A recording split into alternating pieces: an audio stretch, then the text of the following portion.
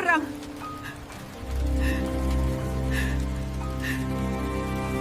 Ada yang tidak beres di sini. Bulu kuduku merinding.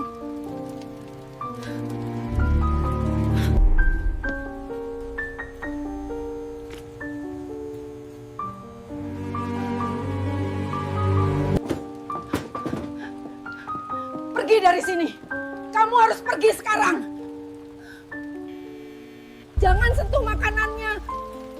Dia menyakiti wanita lain di sini.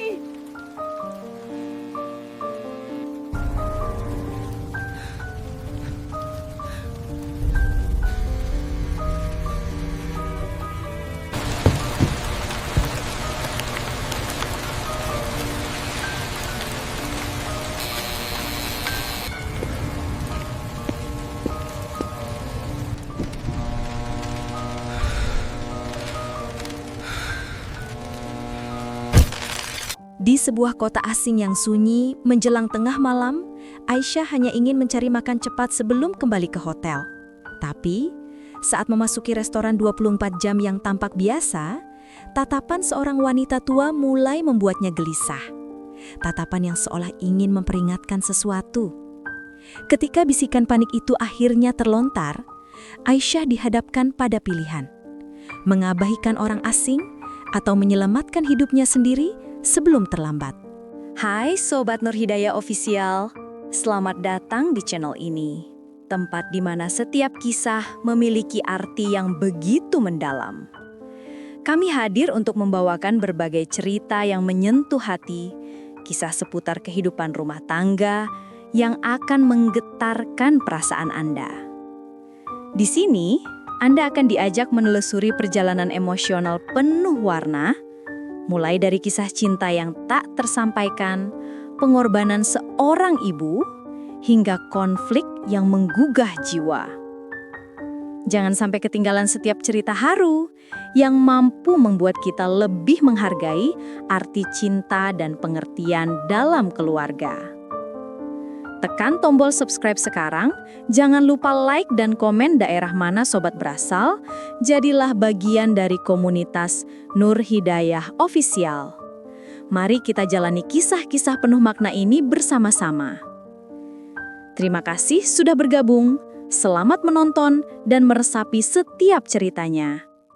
Hujan yang turun sejak sore tadi menyisakan genangan-genangan air keruh di aspal yang retak. Aku merapatkan mantel kremku, berusaha menghalau angin malam yang menusuk hingga ke tulang. Kota ini benar-benar asing bagiku, bukan hanya karena tata letak jalannya yang membingungkan atau bahasanya yang terdengar sedikit kasar di telinga, tapi juga karena atmosfernya yang terasa dingin dan berjarak. Namaku Aisyah, dan ini adalah malam ketiga dari perjalanan bisnis yang melelahkan. Presentasi demi presentasi, jabat tangan dengan orang-orang yang wajahnya segera kulupakan, serta tumpukan dokumen kontrak yang harus diperiksa ulang membuat kepalaku berdenyut nyeri. Seharusnya aku sudah terlelap di kamar hotel yang nyaman, namun perutku punya rencana lain. Rasa lapar yang mendadak menyerang memaksaku keluar dari selimut hangat, menyusuri trotoar sepi di distrik yang tidak begitu aku kenal ini demi mencari pengganjal perut. Jalanan nyaris kosong, toko-toko sudah menutup gerai besi mereka, menyisakan grafiti warna-warni yang terlihat suram di bawah cahaya lampu jalan yang temaram. Hanya ada satu tempat yang masih memancarkan kehidupan di blok ini, sebuah bangunan bata merah dengan pelang neon berkedip-kedip bertuliskan buka 24 jam. Cahayanya yang kekuningan tampak seperti mercusuar bagi kapal yang tersesat di lautan gelap. Tanpa berpikir panjang, aku melangkah masuk. Denting lonceng kecil di atas pintu menyambut kedatanganku, memecah kesunyian di dalam ruangan. Restoran itu bergaya klasik dengan lantai keramik bermotif catur hitam putih dan deretan kursi berlapis kulit sintetis merah marun yang mulai retak termakan usia. Aroma kopi hangus bercampur uap sup daging langsung menyergap indera penciumanku. Tempat itu nyaris mati, hanya ada sepasang kekasih yang duduk berbisik-bisik di sudut jauh dan seorang pria paruh baya yang tertidur di meja dekat jendela. Aku memilih meja kosong di dekat dinding kaca, berharap bisa makan dengan tenang sambil melihat tetes hujan di luar sana. Aku menghempaskan tubuh ke kursi, meletakkan tas kerjaku di kursi sebelah. Helaan napas panjang lolos dari bibirku. Rasanya seperti beban dunia sedikit terangkat saat aku akhirnya bisa duduk. Namun, kelegaan itu tidak bertahan lama. Saat aku mengangkat wajah untuk mencari pelayan, mataku tanpa sengaja bersirobok dengan seseorang di meja seberang. Jaraknya hanya terpisah satu lorong kecil. Seorang wanita tua duduk di sana, sendirian. Dia mengenakan blus abu-abu pudar dengan syal rajut yang melilit lehernya yang kurus. Rambutnya putih sempurna, disanggul rapi namun kaku. Kulit wajahnya dipenuhi kerutan dalam yang tampak seperti peta sungai kering. Namun, bukan penampilannya yang membuat jantungku berdesir tidak nyaman, melainkan matanya. Wanita tua itu menatapku. Bukan tatapan sekilas orang asing yang kebetulan berpapasan. Itu adalah tatapan yang intens, tajam, dan kosong. Bola matanya yang keruh seolah memaku keberadaanku di kursi ini. Dia tidak berkedip, dia tidak tersenyum, dia hanya menatap, lurus ke arah mataku, seolah sedang mencari sesuatu di dalam diriku. Aku buru-buru membuang muka, berpura-pura sibuk merapikan lengan mantelku. Perasaan tidak enak mulai merambat naik dari perut ke tenggorokan. Apa ada yang salah dengan penampilanku? Apa aku menduduki kursi favoritnya? Atau dia hanya melamun ke arahku? Selamat malam, Nona. Selamat datang. Suara bariton yang ramah mengejutkanku. Aku mendongak dan mendapati seorang pelayan pria muda berdiri di samping mejaku sambil memegang buku catatan kecil. Dia tersenyum lebar, kontras sekali dengan suasana suram di luar dan tatapan aneh wanita tua itu. Seragamnya rapi, namtek di dadanya berkilau memantulkan cahaya lampu. "Ah ya, selamat malam," jawabku sedikit gugup. Aku berusaha tersenyum balik, meski sudut mataku masih bisa menangkap bayangan wanita tua itu yang tak juga memutus kontak visualnya. "Malam yang cukup dingin untuk jalan-jalan sendirian, bukan?" tanya pelayan itu sembari menyodorkan buku menu yang sudah agak lecek. "Mau pesan sesuatu yang hangat? Sup buntut kami adalah yang terbaik di kota ini. Kalau boleh saya merekomendasikan?" "Sup buntut terdengar enak," sahutku cepat, ingin segera mengakhiri interaksi agar bisa kembali menenggelamkan diri dalam ponselku.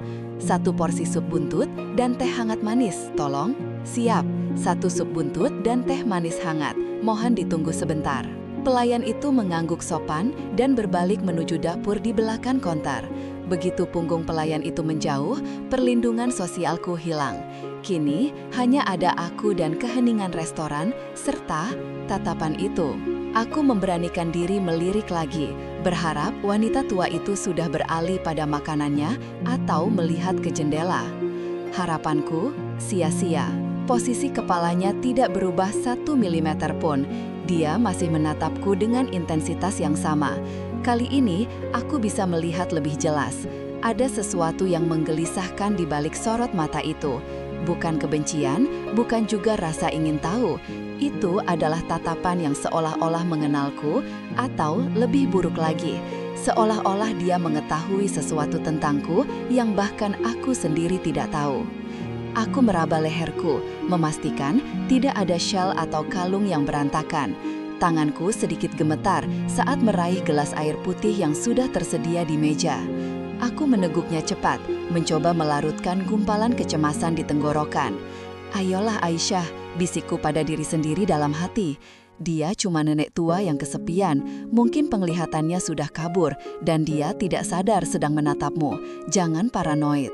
Aku mengeluarkan ponsel dari tas, mencoba menyibukkan diri dengan memeriksa email pekerjaan yang sebenarnya sudah kubaca 5 kali. Cahaya layar ponsel menerangi wajahku, menciptakan dinding pemisah artifisial antara aku dan dunia nyata. Tapi, sensasi diawasi itu tidak mau pergi. Rasanya seperti ada semut yang merayap di tengkukku. Insting primitifku berteriak untuk segera pergi dari sana. Namun, logika wanitaku menahan. Ini tempat umum, ada pelayan, ada CCTV, dan aku lapar. Pergi hanya karena ditatap seorang nenek tua akan terdengar konyol jika ku ceritakan pada rekan kerjaku besok pagi. Suara langkah kaki mendekat. Pelayan muda itu kembali dengan nampan di tangannya.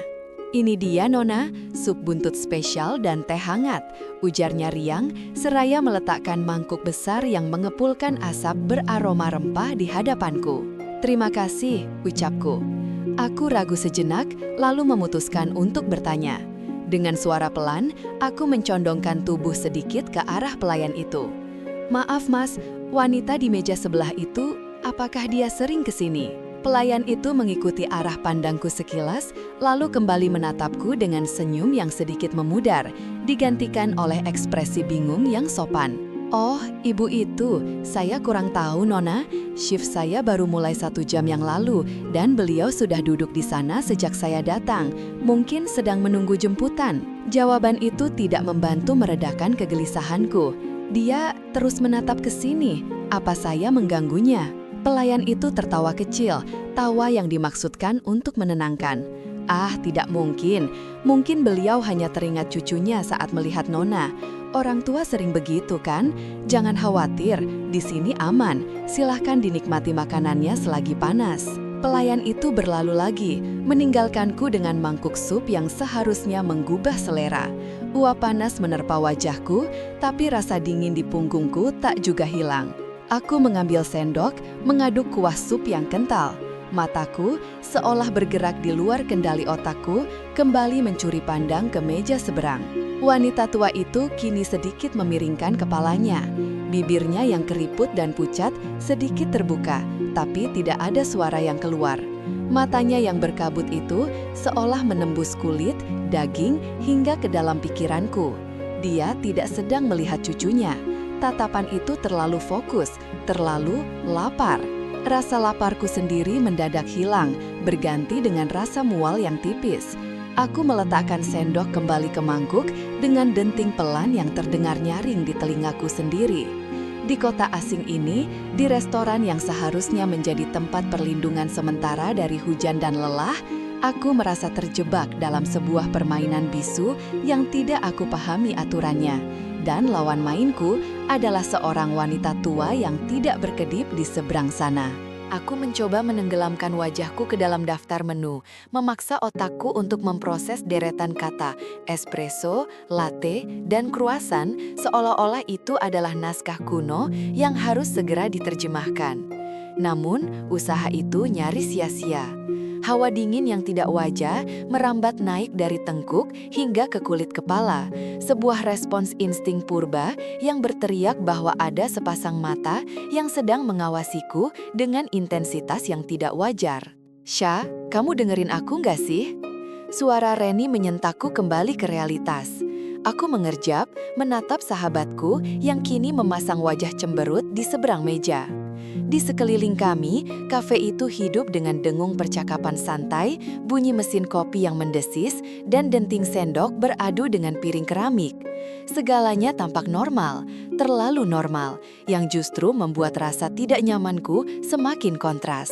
"Maaf Ren, tadi kamu bilang soal deadline laporan kan?" Jawabku cepat, mencoba tersenyum senormal mungkin sambil meraih gelas air putih. Tanganku sedikit gemetar. "Bukan laporan Aisyah, aku bilang soal cowok yang di divisi marketing itu." Reni mendengus, lalu kembali mengoceh dengan antusias. Aku mengangguk-angguk, berpura-pura menyimak, namun ekar mataku kembali berkhianat. Tanpa bisa kutahan, pandanganku meluncur melewati bahu Reni, menembus keramaian pengunjung, dan mendarat tepat di pojok ruangan yang paling remang. Wanita tua itu masih di sana. Dia tidak sedang menikmati kopi, tidak ada makanan di hadapannya. Dia hanya duduk tegak dengan postur kaku yang ganjil, mengenakan kebaya lusuh berwarna tanah yang tampak tidak pada tempatnya di kafe modern bernuansa industrial ini.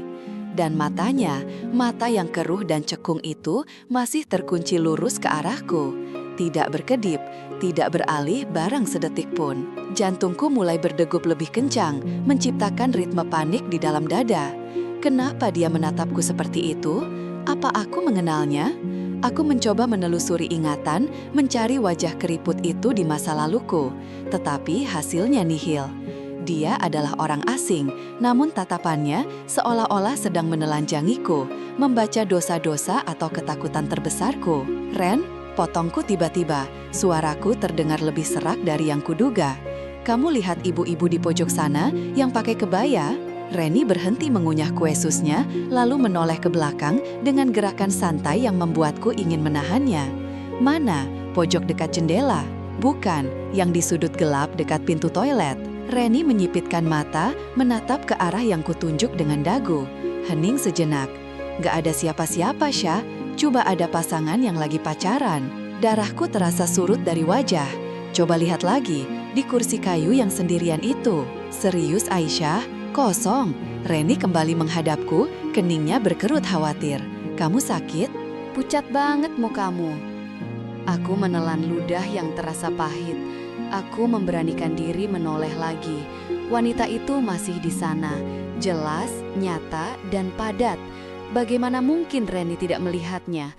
Apakah pencahayaan di sudut itu menipu mata Reni? Atau aku yang mulai gila? Saat tatapan kami bertemu kali ini, sesuatu berubah. Bibir wanita tua itu mulai bergerak. Awalnya pelan, hanya getaran samar.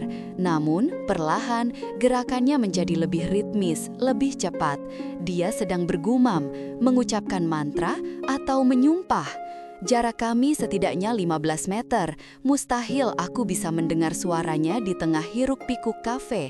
Tetapi, telingaku menangkap desing halus yang menyakitkan, seperti frekuensi tinggi yang menusuk gendang telinga. Mulutnya membentuk kata-kata yang tidak bisa kupahami, namun ekspresinya berubah dari datar menjadi sesuatu yang menyerupai kepanikan atau mungkin peringatan. Tiba-tiba, dia mengangkat tangannya yang kurus kering. Kulitnya tampak menggelambir membungkus tulang dengan kuku-kuku panjang yang kotor. Dia menunjuk ke arahku, lalu perlahan menggerakkan telunjuknya ke arah pintu keluar. Gerakan itu kaku, patah-patah, seperti boneka kayu yang dipaksa bergerak oleh dalang yang kasar. Pergi.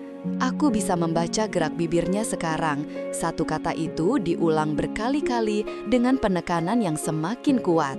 Pergi, pergi, pergi. Nafas di dadaku tercekat.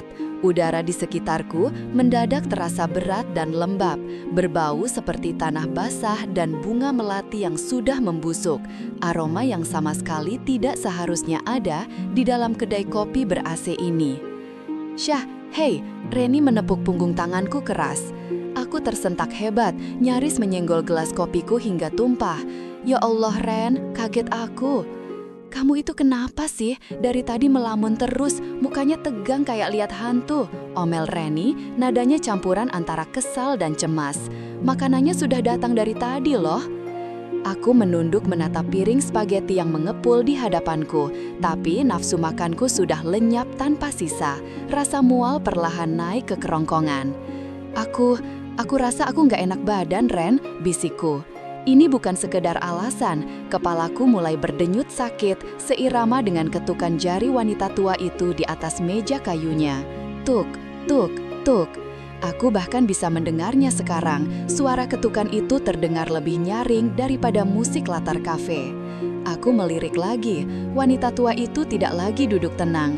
Dia kini memajukan tubuhnya, matanya melotot lebar, hingga bagian putihnya terlihat mendominasi. Urat-urat lehernya menonjol tegang. Mulutnya terbuka lebar, seolah sedang berteriak tanpa suara. Dia menunjuk ke sesuatu di belakangku. Bukan pintu keluar lagi, tapi tepat di belakang punggungku. Rasa dingin yang tadi hanya di tengku, kini menjalar menjadi sensasi beku yang melumpuhkan seluruh tubuh. Firasat buruk itu bukan lagi samar, melainkan berteriak nyaring di kepalaku. Ada sesuatu yang salah, sangat salah. Reni, kita harus pergi, kataku tegas, meraih tasku dengan gerakan kasar. Hah? Kita baru sampai 10 menit yang lalu, makanannya belum disentuh, protes Reni. Bungkus saja, atau tinggalkan, aku bayar semuanya. Ayo sekarang, desakku.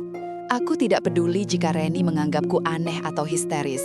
Instingku mengatakan aku harus keluar dari tempat ini detik ini juga.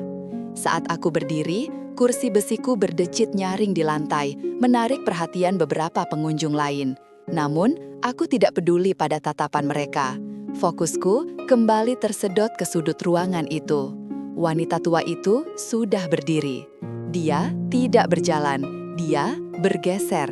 Kakinya tidak tampak melangkah, namun tubuhnya mendekat dengan cara yang tidak wajar, melewati bayang-bayang pilar tanpa suara. Wajahnya kini terlihat lebih jelas di bawah sorot lampu gantung. Kulitnya pucat seperti mayat, dan tatapan matanya bukan lagi sekedar tajam, melainkan penuh dengan ketakutan yang menular.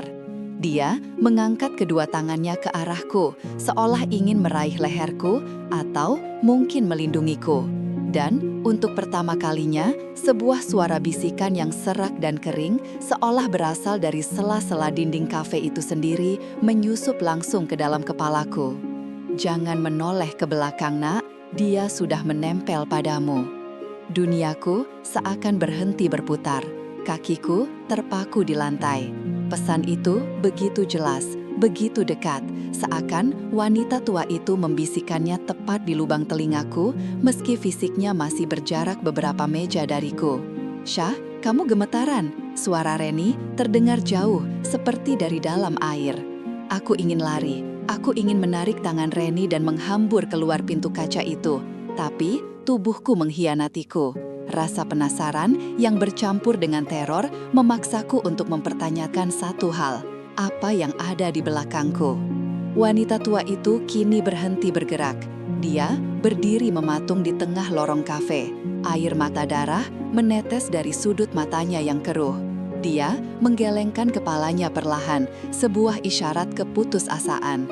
"Jangan," bibirnya membentuk kata itu tanpa suara. Namun, leherku perlahan memutar, melawan logikaku, melawan peringatan itu, melawan segala rasa takut yang membuat lututku goyah. Aku harus tahu, aku harus melihat apa yang membuat wanita tua itu begitu ketakutan setengah mati. Di tengah keramaian kafe yang hangat, aku mulai menoleh ke belakang bahu kiriku, menyongsong kegelapan yang tidak kasat mata. Punggung pria itu menghilang di balik pintu dapur, diikuti oleh suara langkah kaki berat yang perlahan menjauh, beradu dengan lantai kayu tua yang berderit di lorong panjang. Hening seketika menyelimuti ruang tamu yang remang-remang itu.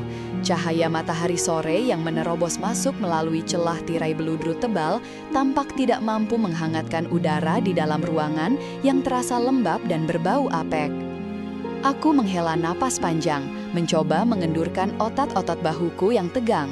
Entah mengapa, sejak melangkahkan kaki ke dalam rumah besar ini, ada perasaan tidak nyaman yang terus merayapi tengkukku. Namun, aku terus meyakinkan diri bahwa ini hanyalah gugup biasa karena wawancara kerja. Bagaimanapun, gaji yang ditawarkan sangat menggiurkan untuk pekerjaan sekedar menemani seorang wanita lansia. Kini hanya ada aku dan wanita tua itu. Dia duduk di kursi goyang di sudut ruangan, tubuhnya yang ringkih tenggelam dalam balutan selimut rajut berwarna kusam. Sejak aku datang, dia belum mengucapkan sepatah kata pun. Matanya yang keruh hanya menatap kosong ke arah perapian yang mati, seolah jiwanya sedang mengembara di tempat lain. Aku baru saja hendak meraih cangkir teh yang tadi disuguhkan oleh pelayan pria itu, pria yang mengaku sebagai keponakan jauh pemilik rumah, ketika keheningan itu pecah dengan cara yang mengejutkan. Wanita tua itu tiba-tiba tersentak hebat di kursinya. Tangan kurusnya yang gemetar menyapu meja kecil di sampingnya dengan gerakan kasar yang tak terduga. Prang! Vas bunga kecil dari keramik jatuh dan hancur berkeping-keping di lantai. Suara pecahannya terdengar begitu nyaring di ruangan yang sunyi itu. "Aduh, tolong, sakit!" rintihnya tiba-tiba. Suaranya serak seperti seseorang yang sudah lama tidak menggunakan pita suaranya. Dia mulai memukul-mukul kakinya sendiri, menciptakan keributan yang membingungkan. Refleks, aku melompat dari tempat dudukku, melupakan tehku sepenuhnya. "Ibu, astaga, ibu baik-baik saja?" tanyaku panik. Aku bergegas berlutut di samping kursi goyangnya, berniat menyingkirkan pecahan keramik agar tidak melukai kakinya yang hanya berbalut sandal tipis. "Jangan bergerak, Bu, nanti tertusuk, Bu," ujarku sambil mencoba menenangkan tangannya yang terus bergerak liar. Namun, saat kulitku bersentuhan dengan kulitnya, dia melakukan sesuatu yang membuat darahku berdesir. Bukannya membiarkanku membantu, tangan wanita tua itu tiba-tiba menyambar pergelangan tanganku. Cengkeramannya begitu kuat, dingin dan kaku, jauh dari kesan lemah yang tadi ditampilkannya. Kuku-kukunya yang panjang menancap di kulitku, menimbulkan rasa perih yang nyata. Aku mendongak, terkejut, siap untuk memintanya melepaskanku. Tapi kata-kata itu tercekat di tenggorokan saat aku melihat wajahnya. Ekspresi kosong dan hampa itu telah lenyap. Matanya yang tadi tampak mati, kini membelalak lebar, menatap lurus ke dalam mataku dengan intensitas yang mengerikan. Tidak ada tanda-tanda kepikunan di sana. Yang ada hanyalah ketakutan. Ketakutan yang murni, jernih, dan begitu dalam hingga membuat nafasnya tersengal-sengal. Dia menarik wajahku mendekat secara paksa, bibirnya yang keriput dan pucat bergerak cepat tepat di samping telingaku. "Panggil taksi, cepat selamatkan diri." Bisikan itu meluncur cepat, tajam, dan penuh urgensi. Udara hangat dari nafasnya yang memburu menyapu pipiku, membawa aroma obat-obatan tuar dan keputusasaan. Aku membeku, otakku berusaha memproses apa yang baru saja ku dengar. Reaksi pertamaku adalah penyangkalan. Wanita ini pasti sudah pikun, pikirku. Mungkin dia sedang berhalusinasi atau mengalami episode paranoid. Aku mencoba menarik tanganku, tersenyum canggung untuk menutupi ketidaknyamananku. "Bu, tenanglah. Saya Aisyah. Saya di sini untuk bekerja. Pria tadi, Pak Hadi, dia sedang membuatkan teh lagi untuk kita." Mendengar nama itu, atau mungkin referensi tentang pria itu, reaksi wanita tua itu semakin menjadi-jadi. Matanya melirik liar ke arah pintu dapur, memastikan lorong itu masih kosong, lalu kembali menatapku dengan tatapan memohon yang menyayat hati. Cengkeramannya di tanganku semakin erat, seolah akulah satu-satunya tali penyelamat yang dia miliki di tengah lautan badai. "Kau tidak mengerti, Nak. Dia bukan." Suaranya tercekat, berganti menjadi desisan tertahan. "Jangan minum teh itu. Jangan percaya padanya. Lari sekarang selagi dia di dapur."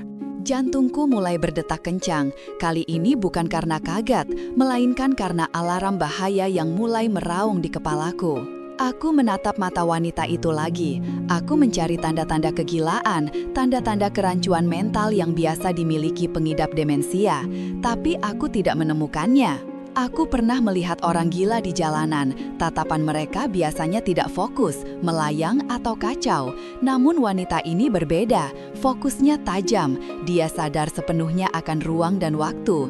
Ketakutan di matanya bukanlah hasil imajinasi, melainkan respons terhadap ancaman nyata yang dia rasakan. Getaran di tangannya bukan karena penyakit Parkinson, melainkan teror yang tak terbendung. Seketika, potongan-potongan kecil keanehan yang kuremehkan sejak tadi mulai tersusun dalam benakku. Aku teringat bagaimana pria itu mengunci pintu depan dengan 2 kali putaran kunci dan memasukkan kuncinya ke dalam saku celananya segera setelah aku masuk. Aku teringat jendela-jendela di ruang tamu ini yang semuanya dipasangi teralis besi tebal, terlalu berlebihan untuk sekadar keamanan rumah biasa. Dan bau di rumah ini, di balik aroma pewangi ruangan jeruk nipis yang menyengat, ada bau lain yang lebih samar, bau zat kimia. Bau sesuatu yang busuk. Ada sesuatu yang tidak beres, batinku berteriak. "Ponselmu!" bisik wanita itu lagi, air mata mulai menggenang di sudut matanya yang keriput. "Gunakan ponselmu sekarang, pergi dari sini." Tanganku yang bebas secara naluriah meraba saku blazerku, memastikan benda pipih itu masih ada di sana. Aku baru sadar bahwa sejak masuk ke sini, aku tidak melihat sinyal yang kuat di bar notifikasi ponselku. Tiba-tiba, suara langkah kaki terdengar lagi dari arah lorong dapur, lebih cepat dari sebelumnya. Pria itu kembali. Wanita tua itu langsung melepaskan cengkeramannya dari tanganku. Dalam sekejap mata, dia mengubah kembali ekspresinya. Tubuhnya kembali berguncang, dan dia mulai meracau tidak jelas, berpura-pura menangis seperti anak kecil yang kehilangan mainan. "Pecah, vasnya pecah, rintihnya keras, menutupi percakapan rahasia kami barusan. Aku berdiri dengan kaki gemetar, mundur selangkah menjauhi pecahan vas, napasku tertahan. Aku menatap lorong gelap itu, menunggu sosok pria itu muncul. Peringatan wanita tua itu masih terngiang di telingaku, seperti sirena. Panggil taksi, cepat selamatkan diri. Saat bayangan pria itu mulai terlihat memanjang di lantai lorong, aku tahu aku tidak bisa lagi menganggap ini sebagai wawancara kerja biasa. Ini adalah jebakan, dan jika aku tidak segera bertindak, aku mungkin akan berakhir seperti wanita tua itu, terperangkap dalam mimpi buruk yang tak berujung. Kertas kecil itu terasa seperti bara api di telapak tanganku, membakar kulit, mengirimkan sinyal bahaya yang merambat cepat hingga ke pangkal leher.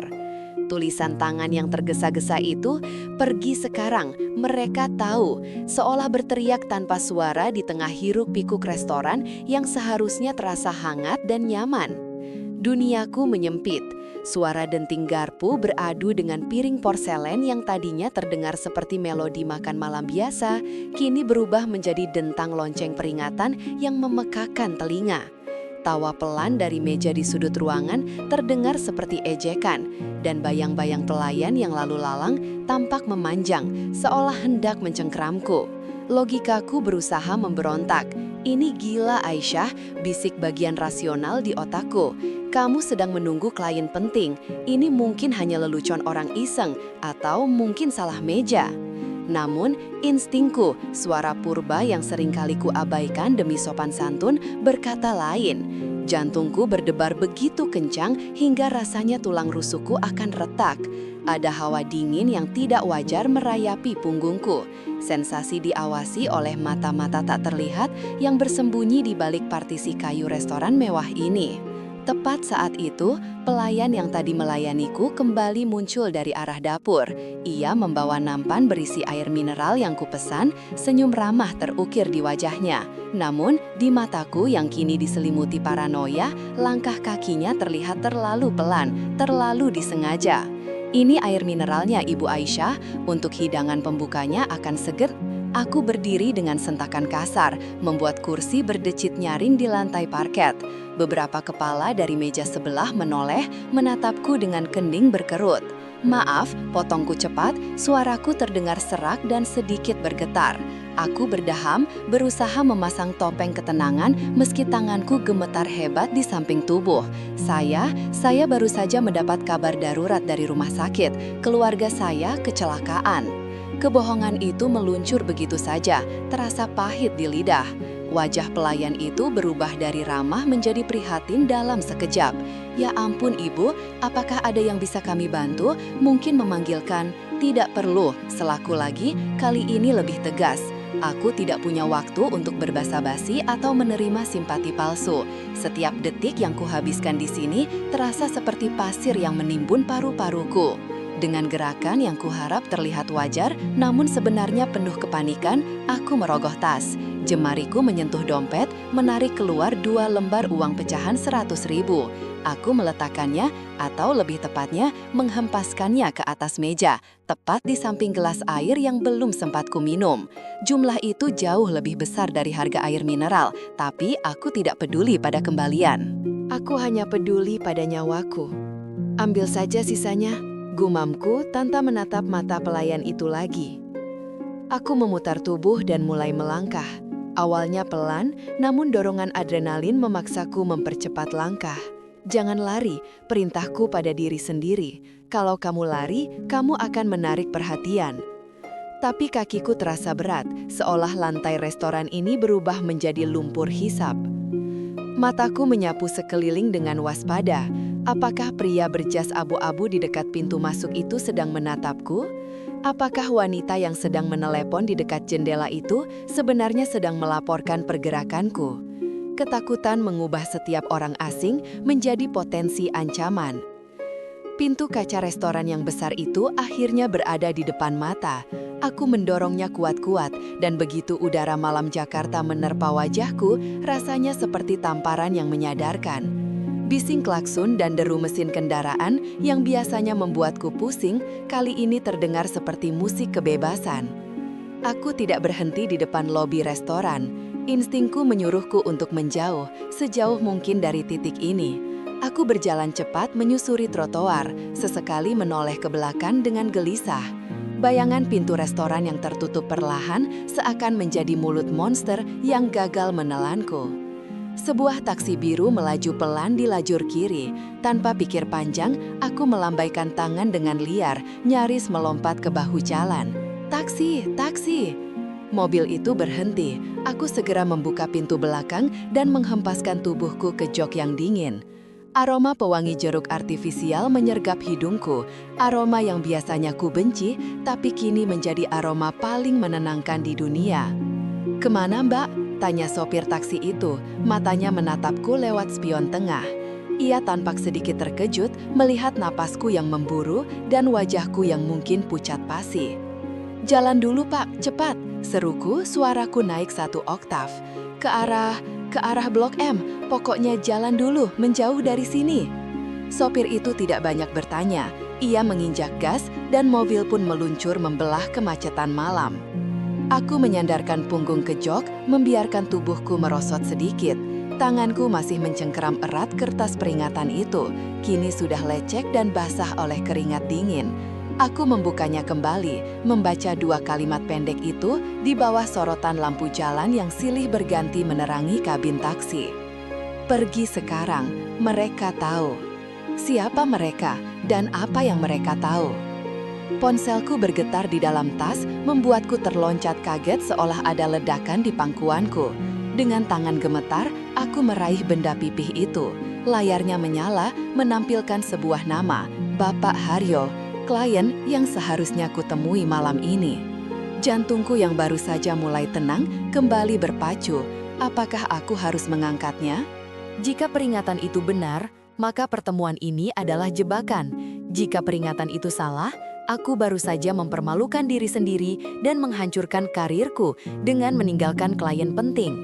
Jariku melayang di atas tombol hijau, ragu. Namun, memori tentang sorot mata pelayan yang terlalu mengamati dan perasaan mencekam di restoran tadi terlalu nyata untuk diabaikan. Aku menekan tombol samping, mematikan dering, dan membiarkan panggilan itu masuk ke pesan suara. Aku menoleh ke belakang lewat kaca belakang mobil. Jalanan padat merayap. Ribuan lampu kendaraan tampak seperti sungai cahaya merah dan putih. Tidak ada tanda-tanda mobil hitam misterius yang mengikuti atau motor yang menyelip agresif di belakang taksi ini. "Mbak, yakin mau ke Blok M? Macet parah di sana." Suara sopir membuyarkan lamunanku. Aku menarik napas panjang, mencoba mengumpulkan sisa-sisa kewarasanku. "Tidak, Pak. Maaf, putar arah saja kalau bisa. Bawa saya ke stasiun Gambir." Itu tempat umum, ramai, banyak polisi dan petugas keamanan. Jika ada yang mengincarku, mereka tidak akan berani melakukan sesuatu di tempat seterang dan seramai itu. "Siap, Mbak," jawab sopir itu patuh. Sambil menatap jalanan Jakarta yang buram di balik kaca jendela yang berembun, aku meremas kertas peringatan itu sekali lagi. Malam ini, hidupku yang teratur dan membosankan telah retak. Ada retakan halus yang baru saja terbuka, memperlihatkan jurang gelap yang tidak pernah kusadari keberadaannya. Dan yang paling menakutkan bukan hanya karena aku baru saja melarikan diri dari bahaya yang tak terlihat. Yang paling menakutkan adalah kesadaran bahwa pengirim pesan itu, siapapun dia, tahu persis di mana aku berada, dan dia baru saja menyelamatkan nyawaku. Atau mungkin dia baru saja memulai sebuah permainan yang aku tidak tahu cara memainkannya. Aku menatap pantulan wajahku di kaca jendela. Aisyah yang menatap balik padaku terlihat asing. Ada ketakutan di matanya, tapi juga ada kilatan tekad. Aku sudah memilih untuk percaya pada peringatan itu. Aku sudah memilih untuk lari. Sekarang, tidak ada jalan untuk kembali. Aku harus mencari tahu kebenarannya sebelum mereka menemukanku lagi. Sinar matahari pagi yang cerah menerobos masuk melalui celah tirai jendela kamar hotel, membangunkanku dari tidur yang terasa sangat berat. Kepalaku masih terasa sedikit pening, seolah ada kabut tebal yang menyelimuti otakku, sisa-sisa kelelahan dari perjalanan panjang dan ketegangan semalam yang belum sepenuhnya hilang. Aku menggeliat, merasakan kenyamanan kasur empuk yang jauh berbeda dari kursi kayu keras di restoran tua itu. Jam di dinding menunjukkan pukul 9 pagi. Aku menghela napas panjang, bersyukur badai hujan semalam telah berlalu. Langit di luar tampak biru bersih, seolah alam sedang meminta maaf atas keganasan yang ditunjukkannya beberapa jam lalu. Dengan langkah gontai, aku berjalan menuju meja kecil di sudut kamar untuk menyeduh kopi instan. Aku butuh kafein untuk mengusir rasa kantuk yang aneh ini. Rasanya tidak wajar. Biasanya aku tipe orang yang mudah terbangun segar di pagi hari. Tapi hari ini tubuhku terasa lemas, seakan energiku terkuras habis secara paksa. Sambil mengaduk kopi yang mengepul, aku meraih remote televisi. Suara berdengung dari pendingin ruangan terasa terlalu sepi, jadi aku memutuskan untuk mencari sedikit kebisingan latar belakang. Layar menyala, menampilkan saluran berita nasional. Selamat pagi pemirsa, kami kembali dengan berita terkini yang mengejutkan. Suara pembawa berita wanita itu terdengar serius, namun aku belum benar-benar memperhatikannya. Pikiranku masih melayang pada kejadian semalam, pada rasa bersalah yang sempat hinggap karena aku pergi begitu saja meninggalkan pelayan ramah itu. Aku menyesap kopi panas itu pelan-pelan, membiarkan kehangatannya menjalar ke kerongkongan. Mungkin aku memang terlalu paranoid, pikirku. Mungkin pelayan itu benar-benar hanya ingin menawarkan sup hangat sebagai bentuk keramahan di tengah badai. Namun, lamunanku pecah seketika saat sebuah gambar muncul di layar televisi. Cangkir kopi di tanganku bergetar hebat sebelum akhirnya terlepas dari genggaman. Cairan hitam panas tumpah membasahi karpet hotel, tapi aku tidak peduli. Rasa panas di kakiku tidak sebanding dengan rasa dingin yang tiba-tiba merayapi tulang punggungku hingga ke tengkuk. Mataku terpaku pada layar televisi, tidak berkedip. Napasku tertahan di tenggorokan. Di layar itu, sebuah bangunan tua dengan cat dinding yang mengelupas dan papan nama neon yang berkedip suram sedang disorot kamera. Ada garis polisi berwarna kuning melintang di depan pintu masuknya.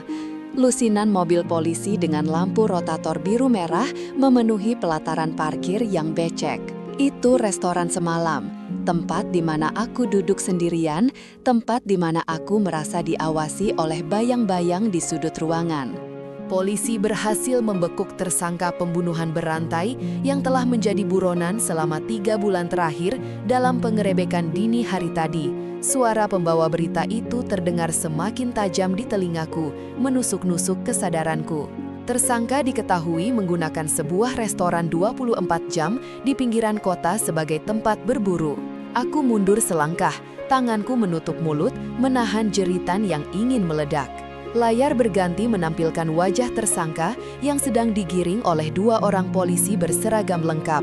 Wajah itu tertunduk awalnya, mencoba menghindari sorotan kamera wartawan yang mendesak. Namun, sesaat sebelum dimasukkan ke dalam mobil polisi, dia mendongak.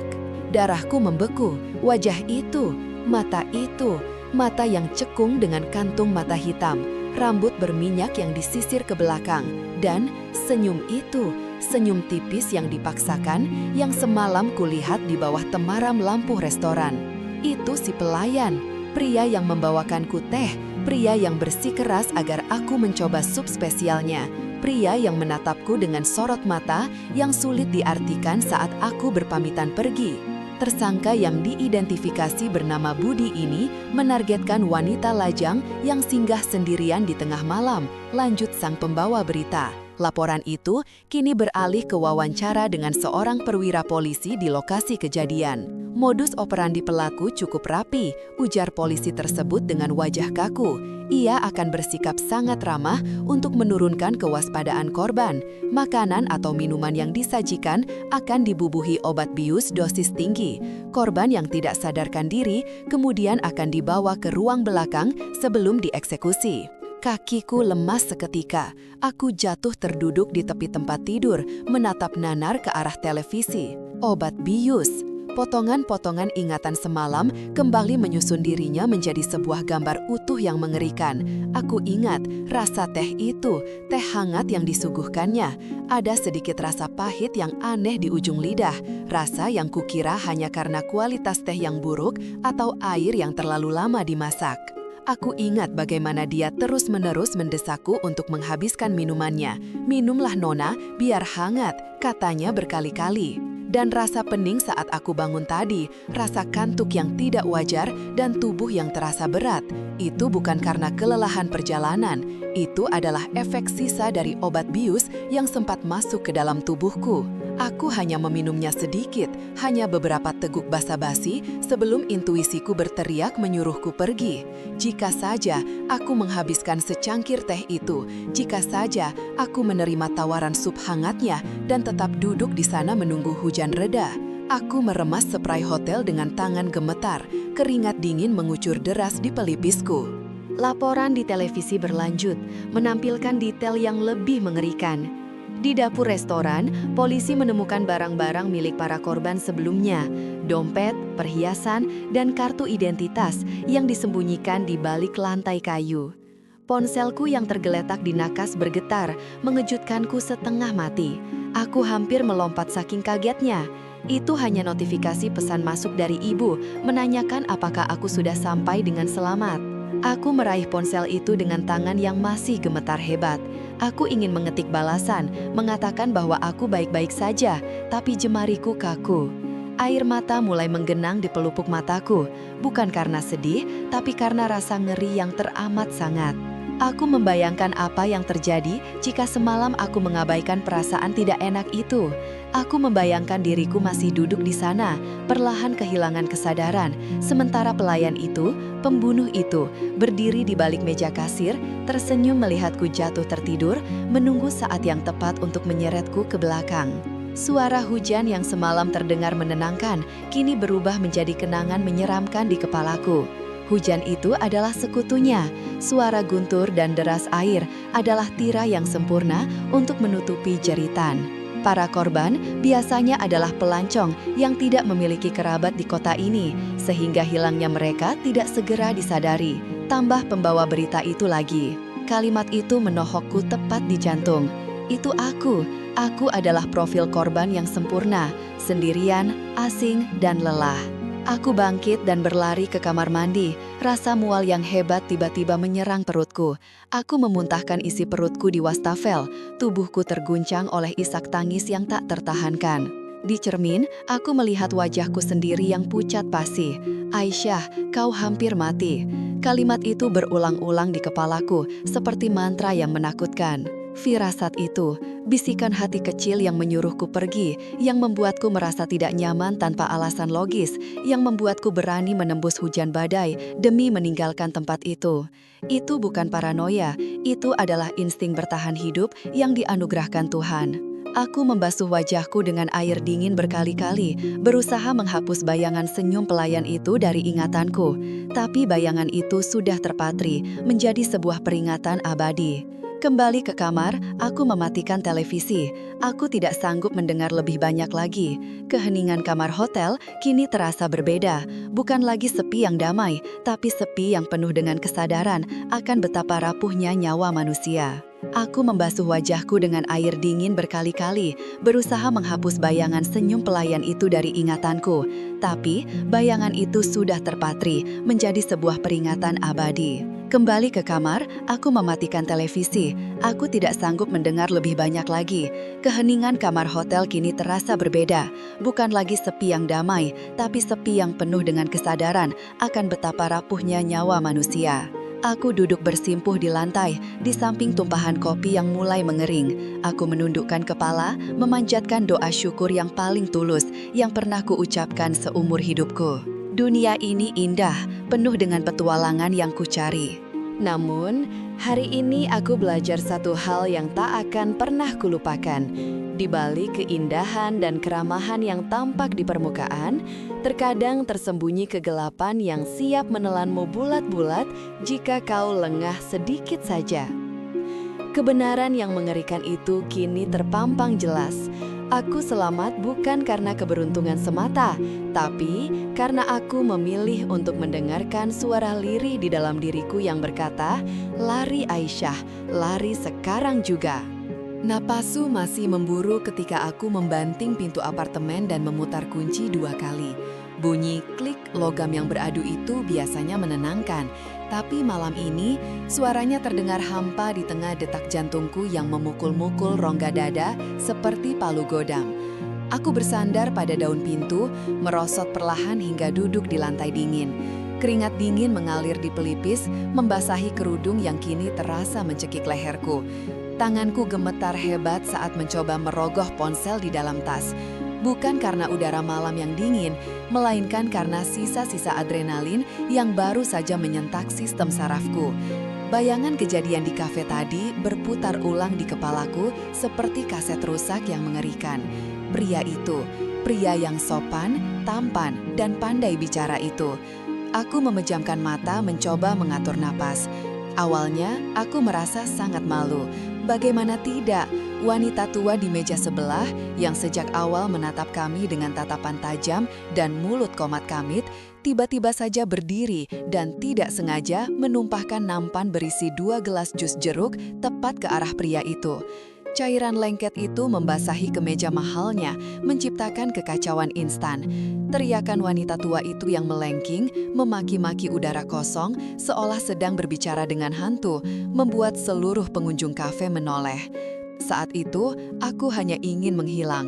Aku meminta maaf berulang kali pada pria itu, merasa bersalah atas gangguan orang gila tersebut. Namun, disitulah letak keanehannya. Di tengah kekacauan itu, saat aku sibuk mengambil tisu, aku melihat sorot mata pria itu. Itu bukan sorot mata kekesalan orang biasa yang bajunya kotor. Itu adalah kilatan amarah yang murni, gelap, dan mematikan. Selama sepersekian detik, topeng ramahnya retak. Ia menatap wanita tua itu bukan seperti melihat gangguan, tapi seperti predator yang mangsanya baru saja direbut. Dan yang lebih mengerikan, saat ia menoleh padaku untuk berpamitan pergi ke toilet guna membersihkan diri, senyumnya tidak lagi mencapai matanya.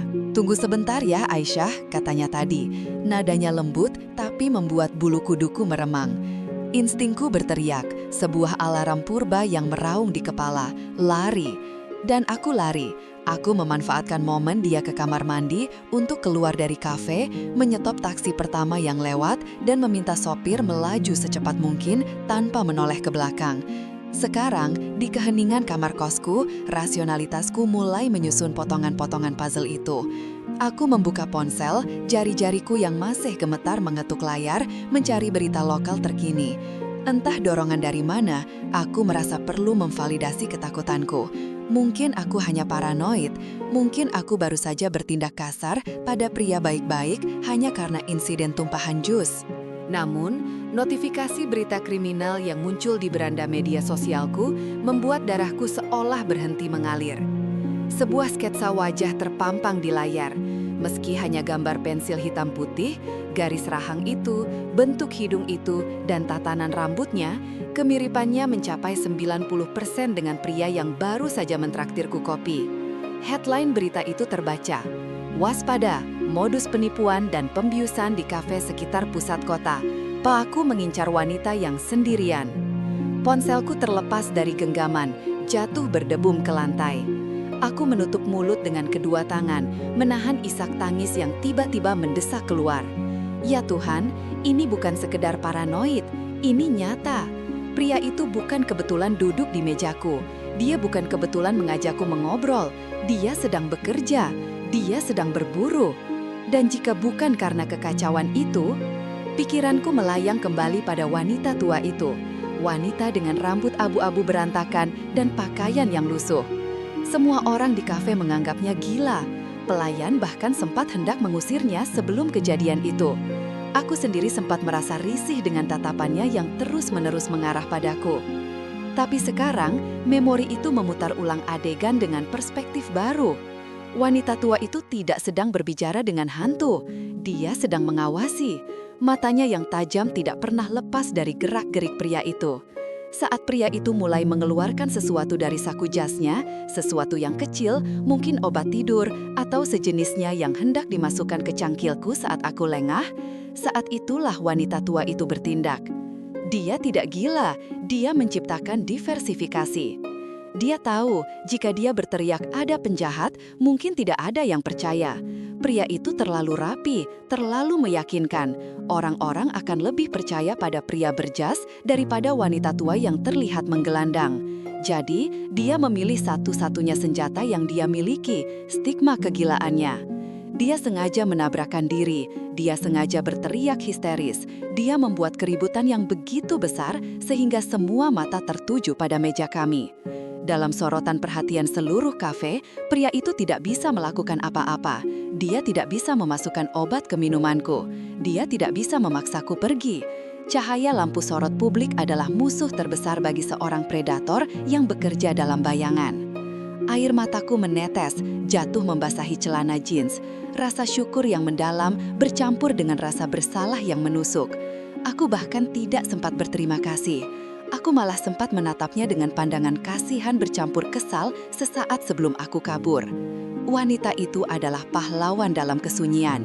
Dia tidak memakai jubah, dia tidak memiliki kekuatan super, dia bahkan mungkin tidak memiliki tempat tinggal yang layak. Tapi dia memiliki keberanian yang luar biasa. Dia rela mempermalukan dirinya sendiri, membiarkan dirinya dicap sebagai orang gila dan dimaki oleh pelayan hanya untuk menyelamatkan nyawa seorang gadis asing yang bahkan tidak dikenalnya. Mungkin dia adalah seorang penyintas, mungkin di masa lalunya dia pernah berada di posisiku, duduk berhadapan dengan monster bertopeng pangeran dan tidak ada yang menolongnya. Mungkin trauma itulah yang mengasah intuisinya menjadi setajam silet, memungkinkannya melihat bahaya yang tersembunyi di balik senyum manis dan setelan jas mahal.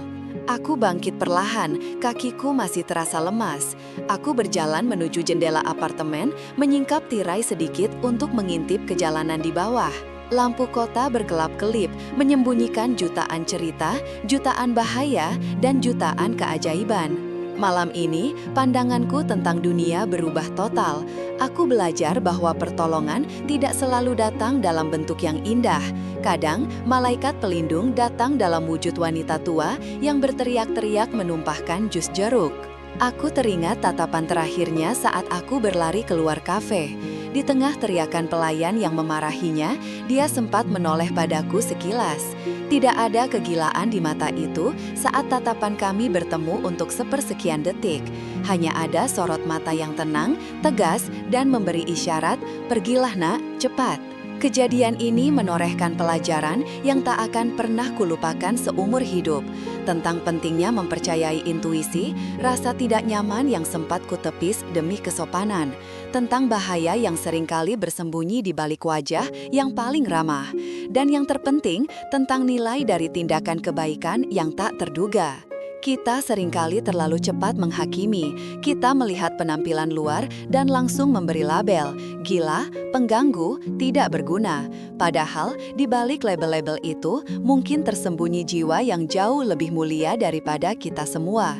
Aku berjanji pada diriku sendiri, mulai malam ini, aku tidak akan lagi mengabaikan suara kecil di kepalaku yang memperingatkan bahaya. Dan aku berjanji, jika suatu saat aku melihat seseorang dalam situasi yang sama, aku akan memiliki keberanian untuk bertindak, meski harus terlihat konyol atau gila sekalipun. Aku mengambil segelas air putih, meminumnya perlahan untuk menenangkan tenggorokan yang kering. Rasa takut yang dingin perlahan mulai surut, digantikan oleh kehangatan rasa terima kasih. Di suatu tempat di luar sana, di jalanan kota yang dingin ini, wanita tua itu mungkin sedang berjalan sendirian, diabaikan oleh dunia yang diselamatkannya satu persatu. Aku tidak tahu namanya, aku tidak tahu kisahnya. Aku mungkin tidak akan pernah bertemu dengannya lagi untuk mengucapkan terima kasih. Tapi dalam doaku malam ini dan malam-malam seterusnya, namanya atau sosoknya akan selalu ada. Terima kasih, bisikku pada kesunyian kamar. Terima kasih telah menjadi perisaiku. Malam semakin larut, tapi aku tahu aku akan sulit tidur. Namun, setidaknya aku aman, aku hidup. Dan itu semua berkat seorang wanita tua yang memilih untuk tidak diam. Sebuah tindakan kecil yang mengubah takdir, sebuah kegaduhan yang menyelamatkan masa depan. Itu adalah definisi kepahlawanan yang paling murni yang pernah kusaksikan.